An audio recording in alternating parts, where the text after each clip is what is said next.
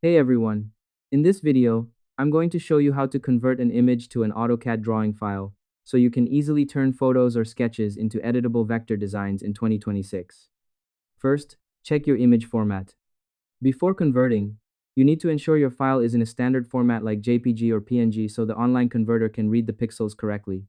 Open your file manager on your PC and locate your image. Right-click the file and select Properties. Look at the Type of File section to confirm the format. Knowing the exact extension helps you choose the right settings in the next step. Next, use Online Convert for DXF. Open your browser and search Google for Convert to DXF. Select the result from online-convert.com, which is a reliable industry standard in 2026 for high-fidelity vectorization. Drag and drop your image file into the green upload box and hit Start. DXF stands for Drawing Exchange Format. Unlike a regular image, a DXF file tells AutoCAD exactly where the lines, points, and curves are. In the 2026 version of this tool, the AI tracing engine automatically filters out background noise, leaving you with much cleaner lines for your CAD workspace.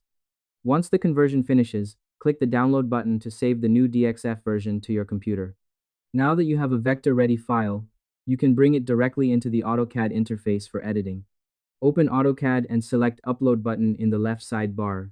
Select your downloaded file and click Open. Your image will appear as a series of editable lines and arcs that you can now scale, move, and layer just like a native CAD drawing. And that's it. I hope this helped you out and I see you in the next one.